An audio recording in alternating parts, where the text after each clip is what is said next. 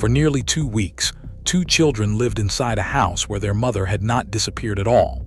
Beneath a staircase, behind a new layer of brick, cement and plaster, Ana Katarina de Silva Sousa remained hidden while the man responsible for her death told relatives and police that she had simply walked away.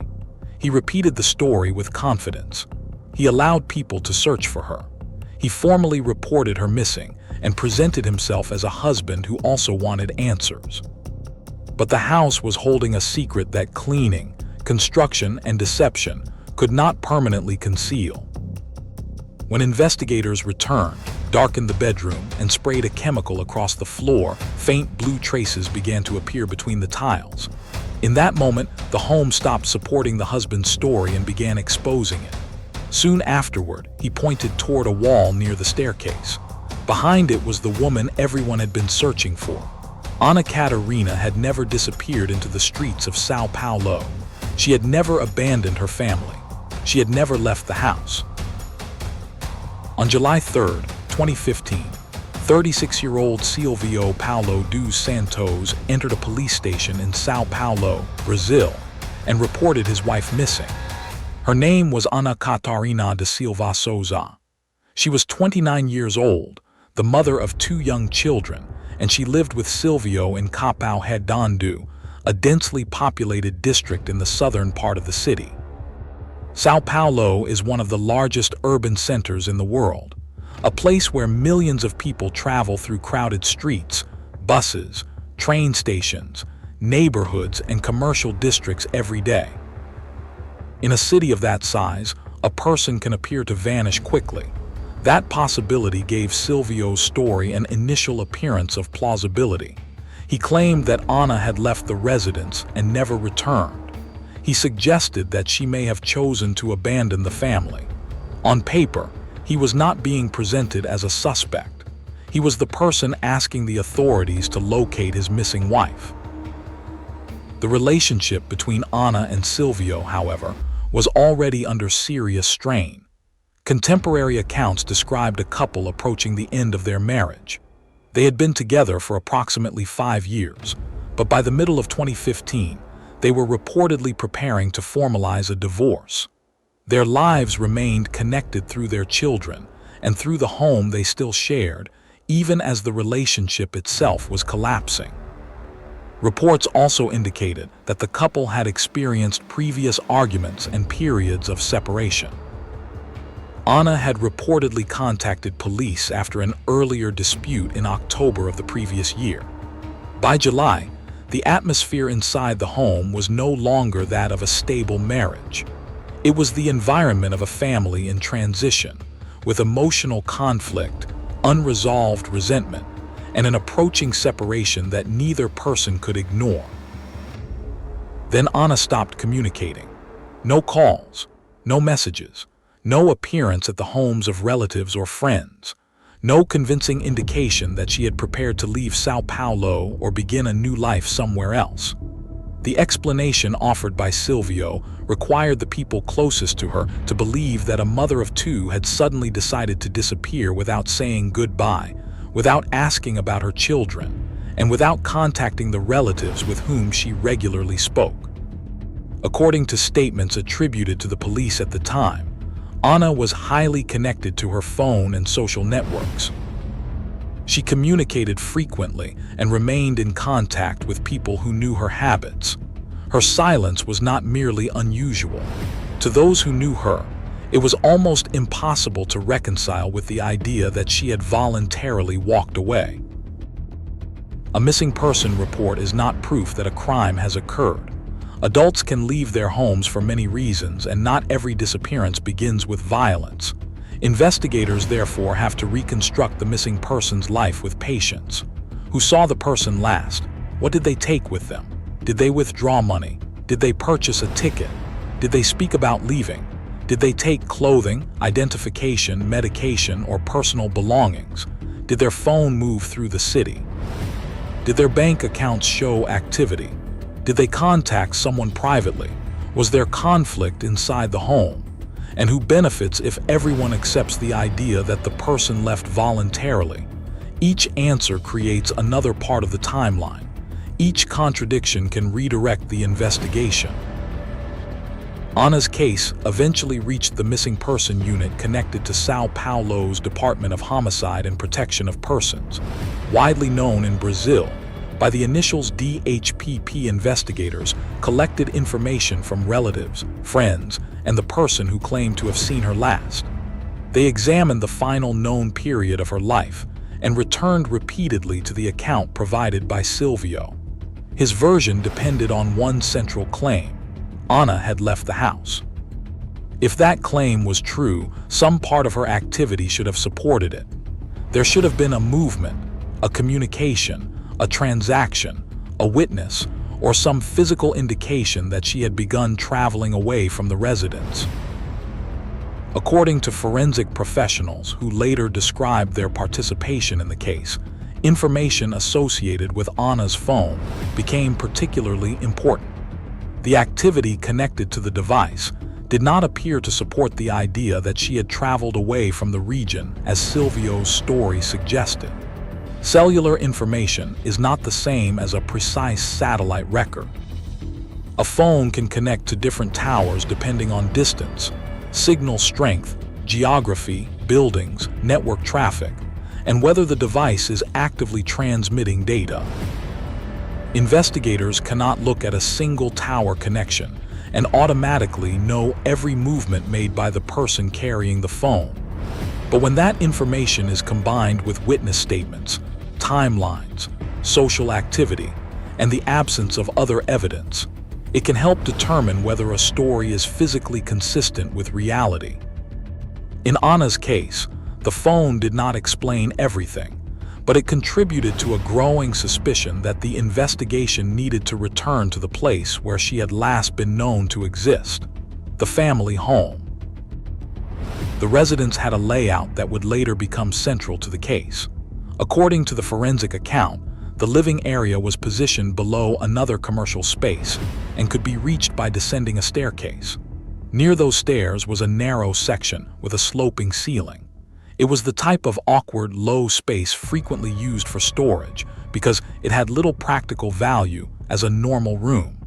Part of the area had also been adapted into a simple place for the children to play. There were toys and a small shelf near the wall. Nothing about the space immediately announced that it contained evidence of a crime. That ordinary appearance was exactly what made it effective as a hiding place.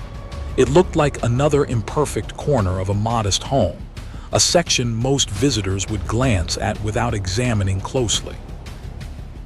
Investigators asked Silvio for authorization to conduct a forensic examination inside the residence. He agreed. If he had refused, authorities could have pursued judicial authorization, but his consent allowed the examination to proceed while he remained present. Specialists entered the rooms and began searching for evidence that may no longer have been visible. A cleaned surface can appear ordinary. A floor can be washed. Walls can be wiped. Furniture can be moved. But attempts to clean a crime scene do not always remove every microscopic trace. Biological material can remain inside cracks, beneath objects, between tiles, and deep within the porous lines of grout. That is why forensic teams use chemical reagents designed to reveal what the naked eye can no longer see. One of those reagents is luminol. When luminol interacts with certain substances, including components associated with blood, it can produce a faint blue chemical light. The effect is called chemiluminescence. In popular culture, luminol is often presented as a perfect blood detector that instantly solves crimes. In reality, its interpretation requires caution. Some cleaning chemicals, metals, and other materials may also produce reactions. A glow is not automatically proof of human blood, and it does not identify the person from whom the blood originated. Investigators must photograph the pattern, consider its color and intensity, collect samples, conduct laboratory tests, and compare the results with the rest of the evidence. But luminol remains valuable because traces of blood may persist even after extensive cleaning. To see the reaction properly, the room must be made extremely dark. The investigators prepared the bedroom, applied the substance to sections of the floor, and removed the light. Then the surface began to glow. The reaction was not described as one isolated dot that could easily correspond to a minor household injury. According to the forensic account, the pattern extended across part of the floor and remained visible in the lines between the tiles. Grout can retain material that a cloth or mop fails to remove completely. A person cleaning quickly may eliminate the obvious stain while spreading smaller traces over a wider area. To trained investigators, the shape and distribution can suggest wiping, dragging, dripping, impact, or another type of movement. The glow inside the bedroom did not yet prove every detail of what had happened, but it created a question Silvio could no longer avoid. He offered an explanation. Ana, he claimed, had once injured a finger during an argument involving a knife. A cut finger can certainly leave blood on a floor, but the quantity and spread of the luminol reaction appeared inconsistent with the simple accident he was describing. Investigators explained that the material could be examined. If the traces were confirmed as blood, DNA testing could determine whether they belonged to Ana. The explanation would not be accepted simply because Silvio had spoken it aloud. The physical evidence would be measured against his version. At that point, every part of his story was becoming vulnerable. Ana had vanished without contacting the people closest to her. Her phone activity did not appear to support a journey away from the area. Her marriage was ending. Silvio had been the person who reported her disappearance. Now, inside the bedroom, investigators were observing traces that suggested a significant event had occurred and that someone may have tried to erase it. The pressure did not come from one miraculous clue. It came from multiple details beginning to converge. A disappearance that did not resemble voluntary departure. A husband whose account could not explain the silence. A phone that did not appear to travel as expected. A bedroom floor that reacted to luminol. An explanation involving a cut finger that did not appear to match the amount or pattern observed. Investigators did not need to shout or invent evidence. They needed only to make Silvio understand that the house was being examined scientifically and that every claim he made could be tested. Eventually, his version collapsed. Silvio admitted that Ana was dead. Even after the confession, investigators did not immediately know where her body was. The property included external ground, and some initially considered the possibility that he had buried her nearby. Silvio indicated that they were searching in the wrong direction. He pointed toward the space beneath the staircase. The investigators had already seen the area. It appeared to be a small storage or play section with a low ceiling and a shelf containing children's toys. But behind that shelf was a section of wall that had been constructed to close an opening. Silvio explained that he had created a cavity, placed Ana inside, and sealed the space with bricks, cement, and plaster. Furniture and toys helped make the wall appear permanent, ordinary, and unrelated to her disappearance. Firefighters were called to assist in opening the structure. Brick by brick, the recently built section was broken apart. Dust entered the air. Pieces of cement fell to the floor. Behind the masonry, a dark, concealed space began to appear. Inside was Ana Katarina. Her body had remained hidden there for approximately 2 weeks. The woman described in the missing person report as someone who had left the house had been only a few meters away from the rooms where her family continued to live. The children's play area had existed beside the concealed space.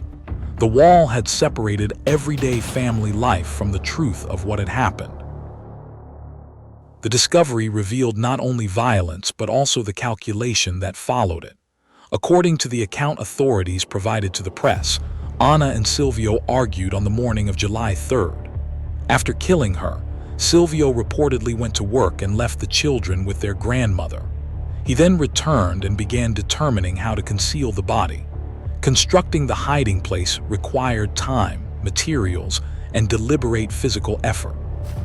He had to open or deepen the space, position bricks, prepare cement, close the cavity, apply plaster, and arrange the area so the alteration would not immediately attract attention. Police indicated that he attempted to avoid creating construction noise that might make neighbors suspicious. The wall was therefore not an impulsive gesture made in a few seconds. It was part of a deliberate effort to keep Ana hidden and to support the story he intended to tell afterward. Once the concealment was completed, Silvio began constructing a second wall, this time through words. He told relatives that Ana had left.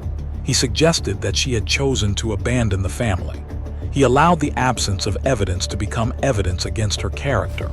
Instead of admitting that she had been prevented from returning to her children, he invited others to believe that she had willingly walked away from them. He repeated the story to police and formalized it through a missing person report. That action placed him in the position of a concerned husband while placing suspicion on the victim. Ana was no longer present to defend herself, explain the state of the marriage, or reject the accusation that she had abandoned her children. Concealing a victim does more than delay the recovery of a body. It creates uncertainty for everyone who loved that person. For nearly 2 weeks, Ana's relatives did not know whether she was alive, injured, imprisoned, traveling, or hiding. Every telephone call could have brought news. Every unidentified body could have created fear.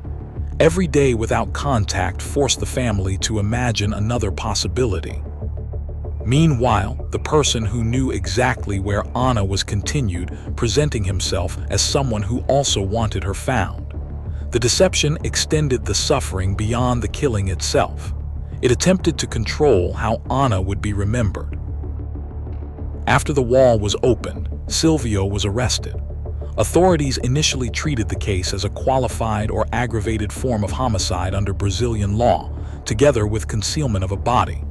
A temporary detention order was obtained while investigators continued assembling evidence and sought to keep him in custody.